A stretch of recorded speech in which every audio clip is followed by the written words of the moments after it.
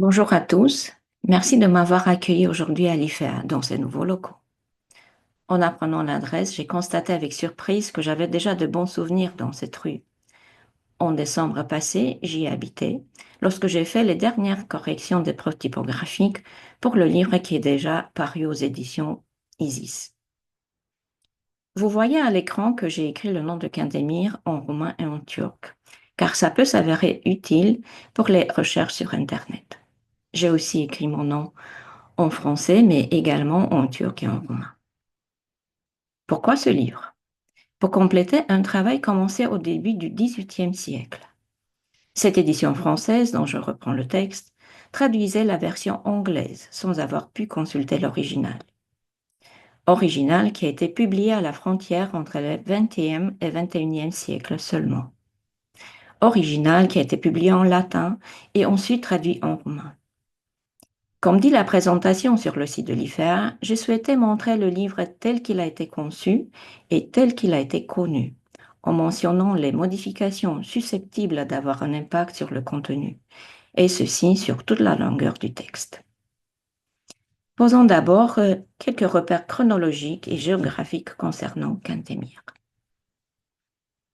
Il est né en Moldavie en 1673 d'un père boyard déjà bien âgé, 60 ans et presque 61 ans à la naissance de son fils. Ce père, Constantin, ancien soldat, monte sur le trône de la Moldavie en 1685, lorsque le fils a 11 ans et donc est en pleine formation. À ce début de règne, c'est le fils aîné de Constantin, Antioche, qui part comme garant à Constantinople.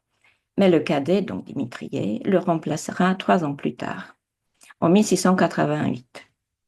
C'est le début d'une période de 22 ans pendant laquelle Dimitri Cantemir est à Istanbul jusqu'à la fin de l'année 1710. Cette période n'est pourtant pas compacte, mais interrompue par plusieurs séjours en Moldavie, par exemple pour un premier règne éphémère de 3 semaines en 1693, ou pour son mariage à Cassandra Cantacuzino en 1699.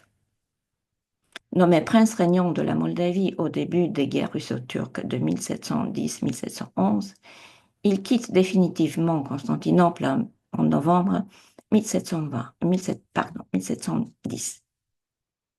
Il change de camp en faisant alliance avec Pierre le Grand, mais battu lors de la bataille de Stanilest, il quitte la Moldavie aussi à l'été 1711. Il reste en Russie jusqu'à sa mort en 1723, mais il continue à écrire dans ce pays où il a une carrière diplomatique et scientifique et où il est élu à l'Académie de Berlin. Küçük Cantemirolo, comme il se faisait appeler, en tant que fils cadet de son père connu déjà par les Ottomans, était sans doute d'une nature curieuse, aimable et communicative, car il lie des relations avec beaucoup de monde, turc, grec ou étranger. On l'observe dans l'histoire de l'Empire ottoman où il raconte un certain nombre d'anecdotes liées à ces dialogues, mais on le voit aussi dans la rédaction même de son livre de musique qu'il écrit après avoir appris la musique ottomane et après l'avoir lui-même enseigné. Nous voyons ici les ouvrages qu'il a écrits en lien avec l'Empire, la civilisation et l'histoire ottomane. Le traité de musique est une trilogie dont le dernier volume, n'a pas été écrit ou il a été perdu. Comme vous le savez, Cantemir écrit un livre de musique où il propose un système de notation avec les lettres de l'alphabet et où il ajoute autour de 350 morceaux musicaux, dont une dizaine environ seraient ses propres compositions. Il est d'ailleurs toujours écouté et joué de nos jours. Pour faire honneur au mur qui nous accueille aujourd'hui, voici quelques citations d'un essai sur la musique orientale comparée à la musique européenne, écrit à Constantinople en 1751 par Charles Fontan, jeune de langue, et plus tard Drogmond de Smir. Livre qui a été aussi publié en Turquie aux éditions Pan, qui est un éditeur musical majeur à Istanbul. Voici à l'écran une page de son manuscrit où j'ai aussi souligné le nom de Cantemir. En parlant de la musique occidentale comparée à celle orientale et de son auditoire, il dit: il est vrai que l'oreille n'y apercevra ces beautés qu'après s'y être faite après un long usage. Et c'est ce qui coûtera beaucoup sans doute à une oreille italienne ou française. Mais il en est de même de notre musique par rapport aux orientaux. Elle nous saura plaire et ils seront aussi insensibles que des rochers aux accents harmonieux de Lully et de Tartini, tandis qu'ils s'enthousiasmeront sur un air de leur fameux Cantemir.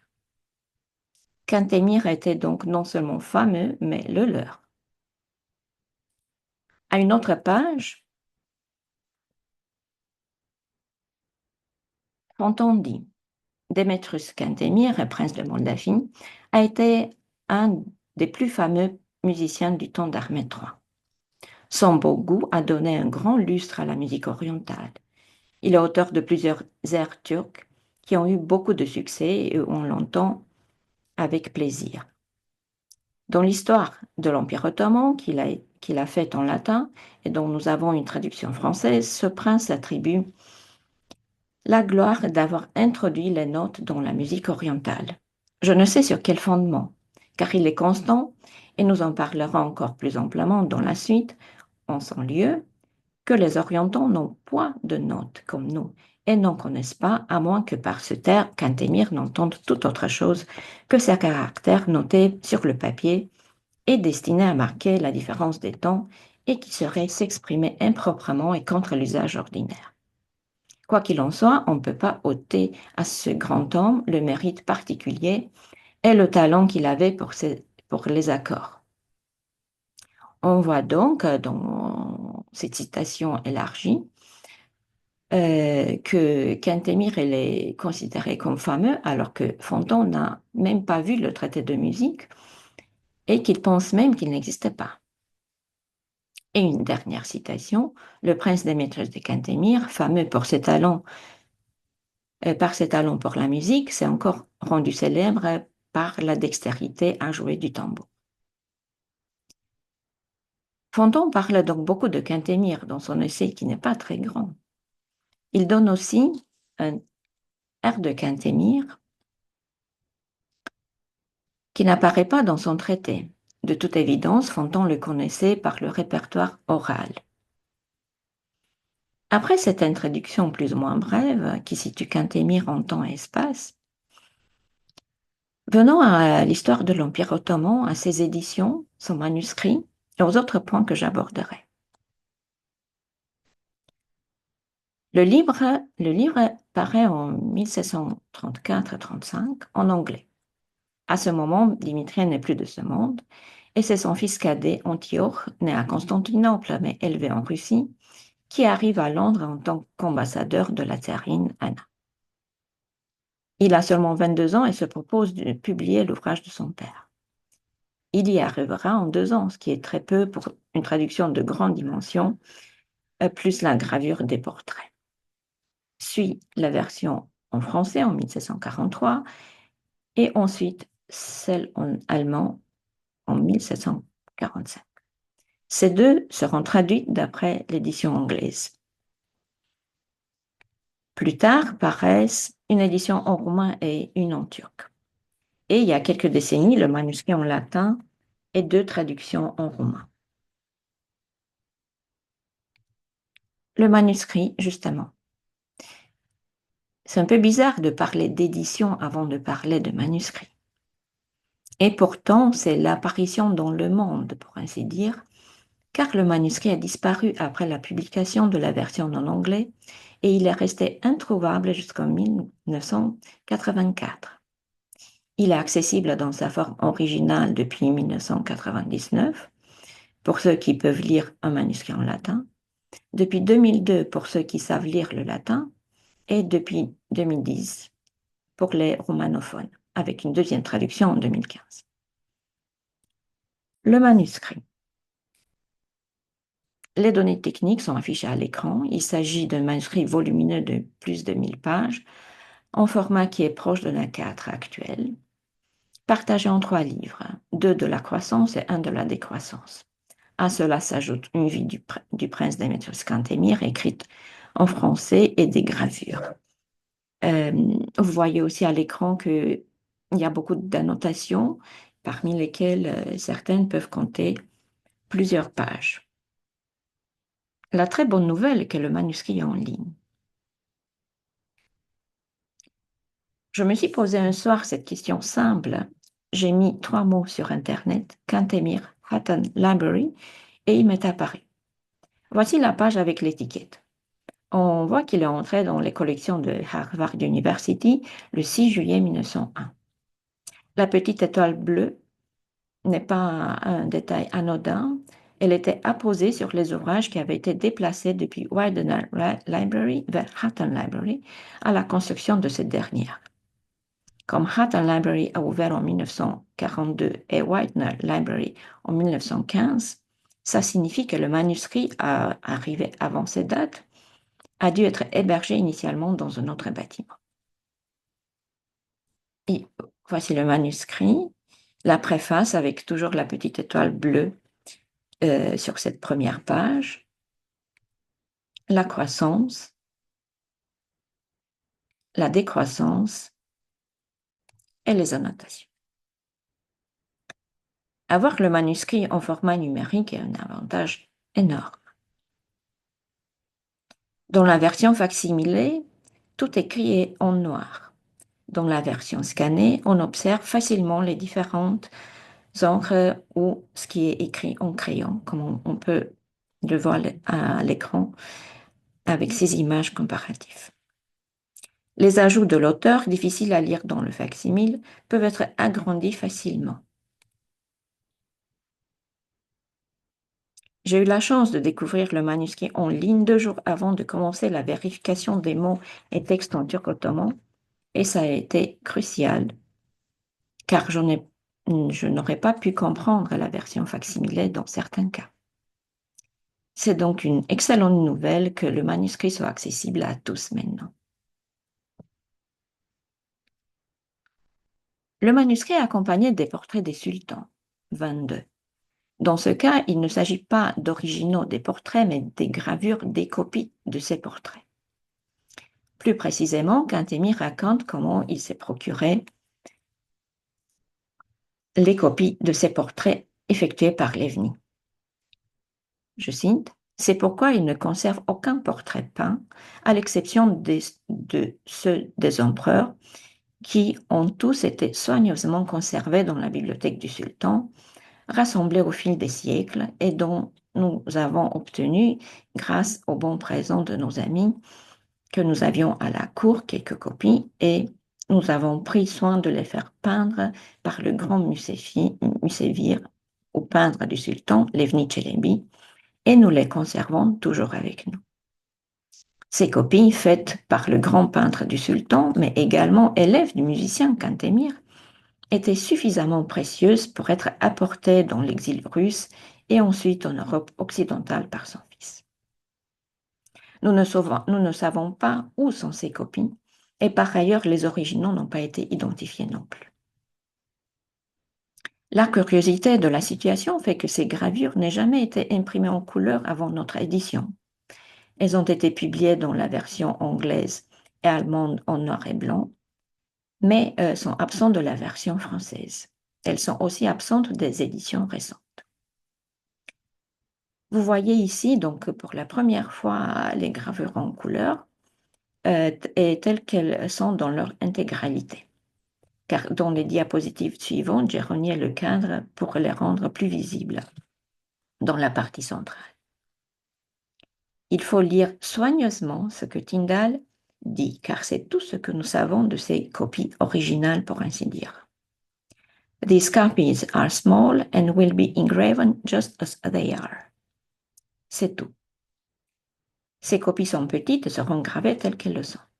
Plus précisément, les planches des gravures et celles imprimées sont tout à fait comparables, mesurent 11,50 sur 19,80 cm et sont le passe-partout 11 sur 17. Il y a donc ce cadre qui imite un passe-partout et ensuite comme une sorte d'encadrement de fenêtres aux accents orientaux. Tous les sultans sont assis sur un coussin, sauf Mustapha II. Les cercles représentent le nombre de princes héritiers. Un très beau livre apparu en 1999 et signé par Gulli Repolo est dédié à Levni. L'auteur connaît l'édition anglaise de l'histoire de l'Empire ottoman et ses gravures, mais il n'est pas au courant de l'existence des gravures en couleur, ce qui est tout à fait normal, étant donné la chronologie de la découverte et des publications. Son livre nous intéresse car il propose une autre série de portraits qu'elle attribue à Levni. La comparaison entre cette série et nos gravures peut être ainsi très utile et faire avancer notre réflexion. On voit ici le portrait d'Osman Ier orienté en miroir d'une version à l'autre, mais avec un caftan qui est similaire et la position qui est identique. Gulli Repolu considère que pour certains portraits, un canon s'était établi avec le temps, même s'il n'était pas obligatoire. Ainsi, Osman Ier était peint avec une épée, ce qui n'est pas le cas de notre version. Dans cette image, Selim II tient une pomme qui disparaît dans la gravure, même si le geste est identique. Dans ce portrait, les couleurs ne sont pas pareilles, mais l'attitude est similaire. En revanche, Mustapha Ier tient bien un livre dans les deux portraits. Dans le portrait de Soliman II, la chromatique est presque identique, et pas seulement la chromatique. Mais on voit quand même que la finesse des détails n'est pas la même, comme dans la fourrure de Zibelline. Enfin, dans le portrait d'Ahmed Ier, nous observons ainsi que le caftan est richement brodé dans la série de Gulli Repoli, mais plus simple dans la version de l'histoire de l'Empire ottoman. Pour conclure, on peut dire que la série de Gulli Repolu est plus luxueuse. Si Levni a fait ou fait faire ses copines, il a peut-être consacré un temps raisonnable. De l'autre côté, Cantemir lui-même n'avait pas les moyens de se procurer des chefs-d'œuvre, même s'il les avait payés ou avait fait des cadeaux pour les obtenir. Les portraits de sultans ne sont pas les seules illustrations.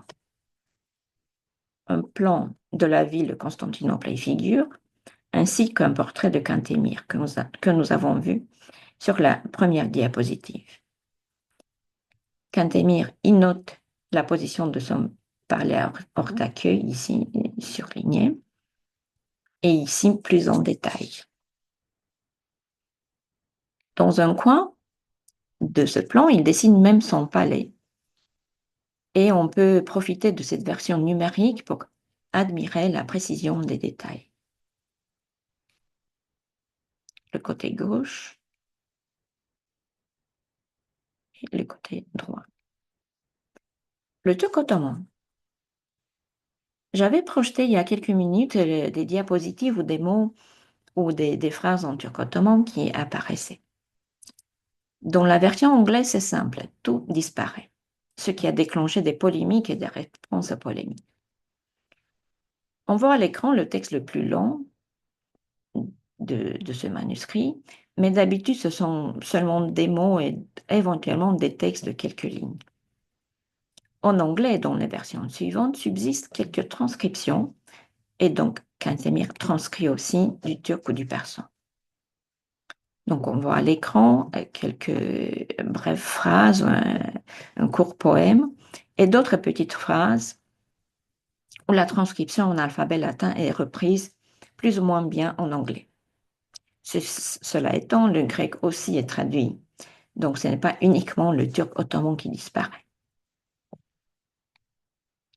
Ici, on voit quelques transcriptions en persan qui sont présentes encore dans le texte anglais. Cantemir écrit le turc comme quelque chose de normal, ce qu'il faisait dans la vie de tous les jours aussi. Mais pour la transcription, il doit faire ses choix. Et nous voyons dans les diaporamas suivantes et dans celle qui est à l'écran maintenant, les choix qu'il a faits qui sont tout à fait légitimes, même si d'autres solutions circulaient à l'époque. Et on voit ici les transcriptions des consonnes J, Ch, Yumusha, G et Shun. Pour les mots Haraj, Cebeji, Chorlu, Topçi, Mimaraga ou Ahmed Pacha. Et ici, pour le K et pour le R, pour K ou pour G, il utilise en égale mesure la graphie persane ou et c'est l'arabe. Et il lui arrive même d'écrire le même mot, comme ici Berleibeh, de deux façons sur la même page. Et il y a aussi les autres transcriptions qui sont présentes à l'écran. Et pour les voyelles spécifico-turques, E, E et U, on voit les choix qu'il fait pour la transcription. Dans ces transcriptions, il y a parfois des accents qui flottent par-dessus les voyelles, mais leur positionnement n'est pas toujours clair et surtout leur présence n'est pas systématique. En turbet, on observe aussi qu'il note la semi-voyelle U avec un petit chapeau sur le I. Ce qu'apporte de nouveau cette édition est la transcription moderne de ces textes, qui n'a pas été faite par moi, mais par une jeune chercheuse d'Ankara qui s'appelle Merve Karabaca. Dans l'édition, les choses se présentent de cette manière. L'écriture de Kantemir, la transcription qu'il propose et la transcription que propose la collègue d'Ankara, et qui est vraiment le premier travail fait sur les transcriptions de Kantemir. Et on voit ici à l'écran un deuxième exemple un peu plus ample. Les traductions. Tyndall met à jour ces transcriptions d'après les formes plus usuelles en anglais. Donc, Bajazet et non Bayazid. Mais il annonce aussi les formes initiales. Par exemple, il dit que c'est CH qui transcrit le CZ. Le traducteur français est plus radical et décomplexé à la fois. On s'est conformé au goût du lecteur dans cette traduction française. On ne l'a point craint de s'éloigner de la prononciation primitive de certains mots pour les rapprocher de celle qui est consacrée par l'usage. Si Tyndall fait quelques modifications, décrites ou excusées, comme on l'a vu, l'élimination du turc ottoman, la suppression d'un tiers de la préface de l'auteur et de la moitié de la vie du prince Démétrios Kantemir, le partage en deux du livre 1 et d'autres comme l'ajout des citations de Rico et de Derplot qui perdront leurs guillemets dans la version française, le réaménagement des notes qui fait que les renvois initiaux ne sont plus valables, il reste plutôt près du texte dans sa version, sauf erreur ou malentendu, comme lorsqu'il fait la confusion entre Porta et Portus lors de la conquête de Constantinople, entre la ville de Constantinier ou Constantinople et l'empereur Constantin, ou encore entre les caractères latins et les latins eux-mêmes, et plus encore. Il faut dire qu'entre le turc ottoman, le grec, les notions de théologie orthodoxe et l'histoire d'un pays qu'il ne connaissait pas, Tyndall n'était pas devant une traduction facile. Pour anticiper, le principal défaut de la traduction française est que De Jonquière trouve l'occasion de réécrire le livre d'après son goût. Il sait traduire, et ça lui arrive de traduire fidèlement, mais il aime ajouter, couper, refaire d'après le goût du lecteur tel qu'il le voit. On a l'impression qu'il se dit « j'ai une bonne base à moi d'écrire un beau livre ». Commençons par quelques aspects positifs. Il est touchant, par exemple, d'observer que quelques expressions ont traversé toutes les versions, comme battre le fer tandis qu'il est chaud, vaut le secours, faire de nécessité vertu. Ou que la même notion est rendue par un mot comparable, ainsi tortue, est traduit par l'anglais escargot et par le français limace. Le plus intéressant à ce niveau est que le traducteur français arrive à retrouver, entre guillemets, le mot latin, pourtant absent de la traduction anglaise, comme hernie, qui est absent en anglais, ou cacophonie, qui est présent dans le manuscrit en grec. Et il est rendu en anglais par ill sound et en français, on retrouve le mot cacophonie. Mais le glissement vers des erreurs, il est plus fréquent. Par exemple, quand De Jonquière commence à avoir des certitudes ou à se fabriquer des certitudes qui n'existaient pas.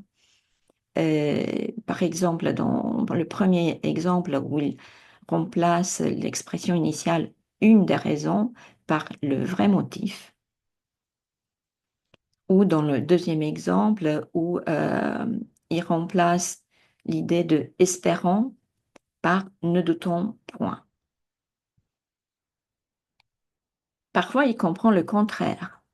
Dans le premier exemple, où il s'agit de la vie d'Alexandre Mavrocordates, il dit l'histoire de sa vie n'est peut-être pas aussi connue, alors qu'en anglais et en latin, il s'agissait justement du fait qu'elle était très connue et que ce n'était pas intéressant de la reprendre. Et dans le deuxième exemple, où il est dit que le sultan Mustapha II, sans faire semblant de ne rien savoir, des intrigues du vizir, le confirme dans sa dignité. Justement, le sultan fait bien semblant de ne rien savoir pour piéger le vizir plus tard. Le traducteur français a une vraie manie d'inverser les phrases, mots ou propositions. Par exemple, dans les exemples qui sont à l'écran, il dit pluie froide et orage fréquent, alors que en latin et en anglais, il s'agit des pluies constantes et orages très froides. Ou il dit 11 jours au-delà de 3 mois, alors qu'il pouvait dire simplement 3 mois et 11 jours. C'est plus compliqué lorsqu'il inverse des propositions, car l'ordre chronologique devient incertain. Et vous voyez à l'écran les deux derniers exemples, où effectivement, enfin, il se fait déclarer empereur à son tour et s'empare de Prusse. Dans le manuscrit, il s'agit de « il s'empare de Prusse » et après, il se fait déclarer empereur. Et dans le dernier exemple, les deux phrases sont inversées. De Jonquière ajoute aussi quelques considérations parfaitement inutiles qui finissent par être facilement repérables justement parce qu'elles sont parfaitement inutiles. Voici quelques exemples choisis au hasard. J'en ai ici une conquête qui tient du prodige et passe chez les Turcs pour miraculeuse. Amourert goûtait les plaisirs de l'amour et semblait avoir banni toute pensée de guerre. Et aussi un troisième exemple. Malheureusement, assez souvent, la traduction est une réécriture. Vous voyez ici un exemple assez long. En italique sont les phrases qui sont ajoutées et qui se retrouvent donc pas du tout dans le texte, et le reste est quand même beaucoup réécrit. Je vais vous lire la version originale et je vous laisse regarder l'écran. Je pense que vous allez être perdu assez rapidement. Donc je commence. Et le sultan avait certainement de nombreuses et graves raisons pour défendre aux siens de continuer à se battre. 1000 chevaliers et 1500 soldats d'infanterie qui étaient tombés du côté des ennemis avaient tiré avec eux en enfer avec les principaux commandants de l'armée ottomane, Mahmoud Beyoğlu, le bey Lerber de Rumeli, Shahin Mehmed Pacha, Ibrahim Pacha, frère de Kodja Jafer Pacha, et d'autres hommes de premier rang, à peu près 10 000 simples soldats turcs. La victoire elle-même aurait semblé tout à fait incertaine si, d'une part, la présence et la fermeté du sultan n'auraient pas ramené dans la bataille les Ottomans qui fuyaient, et d'autre part, l'accident malheureux de Vétéranie n'aurait pas brisé le courage des Allemands. Et des choses bien plus graves n'auraient été à craindre si, pressés à l'extrême, les restes de l'armée chrétienne avaient été réduits au désespoir et contraints de s'opposer de toutes leurs forces au plus grand danger. Par conséquent, content d'avoir repoussé cette troupe d'Allemands et d'avoir ainsi la gloire de la victoire, il ne se soucie plus du reste de cette armée et ramène ses troupes vers le Danube. Vous voyez que ce n'est pas du tout le même ordre de mots. Cela étant, je dois admettre que lorsque je me suis retrouvée, et assez souvent dans ces situations, je n'ai pas fait beaucoup de commentaires. Je signalais les phrases ajoutées, je signalais qu'on était devant une réécriture. Mais ce qui m'intéresse dans ce texte, c'est le contenu historique en lui-même, s'il a été modifié ou pas, s'il y a des modifications significatives. Je m'intéresse moins aux modifications de traduction qui sont inhérentes, même si elles sont très nombreuses. J'avais promis dans la présentation de la conférence quelques anecdotes sur Ferriol. De son nom complet Charles, marquis d'Argental, comte de Ferriol, il est ambassadeur de 1699 à 1711, donc une longue ambassade pendant laquelle il représente Louis XIV. Ferriol est un excentrique et il finira par être exfiltré par la France sous prétexte qu'il était devenu fou. De Jonquière n'a aucune envie de partager les aventures de ce monsieur avec les lecteurs français. Elles sont modifiées, raccourcies, adoucies dans la version française, mais accessibles en anglais. Il faut dire tout de suite que Quintémir aimait bien Ferriol, qui lui avait sauvé la vie en l'abritant à l'ambassade. Mais Ferriol est un personnage et Quintémir un écrivain. Plusieurs anecdotes sont ainsi modifiées ou supprimées. L'épisode de la tentative de présentation avec une épée devant le sultan est expédié par la phrase « Ainsi on ne parla plus de lui donner audience ». Celle de la fête donnée en honneur de la naissance de l'arrière-petit-fils de Louis XIV est entièrement supprimée. Et celui de la sortie en barque identique à celle du sultan raccourci. Cette longue note est liée à un fragment dans le texte principal qui a été lui-même adouci et que vous voyez à l'écran. Ferriol, ambassadeur de France, fut bientôt instruit par la veuve publique de la négociation de paix qui était sur le tapis. Il n'oublia rien pour la traverser, mais il n'y réussit pas. On était là de voir couler le sang humain. Il fallait d'autres scènes plus agréables, ainsi l'ambassadeur fut prêt de ne plus se donner de mouvements inutiles et de laisser aller les négociations de paix. Et vous voyez aussi quelle est la version présente dans l'original.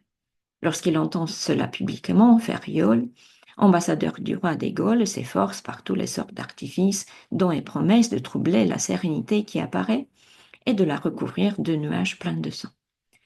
Proclamant que son roi, au nom de la paix, n'avait conclu qu'une brève trêve et que, si celle-ci est violée, il déclarerait à César d'ici quelques années une guerre bien plus sérieuse que la précédente.